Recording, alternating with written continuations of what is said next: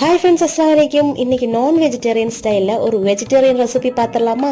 என்னடா இவ குழப்பற அப்படின்னு நினைக்காதீங்க, நோட் பண்ணி வச்சுக்கோங்க. இந்த ரெசிபியோட நெய் லாஸ்ட்டாக சொல்கிறேன். அப்போ ரெசிபிக்குள்ளே போகலாமா? அதில் கொஞ்சோண்டு எண்ணெய் போட்டு ஆயில் ஹீட் ஆனதுக்கப்புறம் பட்டை, கிராம்பு, ஏலக்காய், சோம்பு, ஒரு கொத்து கருவேப்பிலை, பெரிய சைஸாக 2 வெங்காயத்தை குட்டி குட்டியாக சோப் பண்ணி அதையும் சேர்த்து நல்லா மிக்ஸ் பண்ணி ஒரு பச்சை மிளகா, கொஞ்சோண்டு ஹோல் பேப்பர் போட்டு மிக்ஸ் பண்ணிக்கோங்க. இனி இதில் ஜிஞ்சர் கார்லிக் பேஸ்டையும் போட்டு நல்லா மிக்ஸ் பண்ணி அதோட ராஸ்மெல் போனதுக்கப்புறம் ஒரு பெரிய சைஸ் தக்காளியை குட்டி குட்டியாக சோப் பண்ணி அதையும் சேர்த்துக்கோங்க. தக்காளி குக் ஆனதுக்கப்புறம் உப்பு, மஞ்சத்தூள், மல்லித்தூள், மிளகுத்தூள் போட்டு மிக்ஸ் பண்ணி ஒரு 1/2 கப் தண்ணியை ஊற்றி நல்லா மிக்ஸ் பண்ணி கொதிக்க விட்டுருங்க. கொதிச்சதுக்கப்புறம் இப்போ தான் நம்ம மெயின் ஐட்டத்தை சேர்க்க போகிறோம். Meals maker. இது 1 ஹவர் நான் ஊற வச்சுருக்கேன் தண்ணியில்.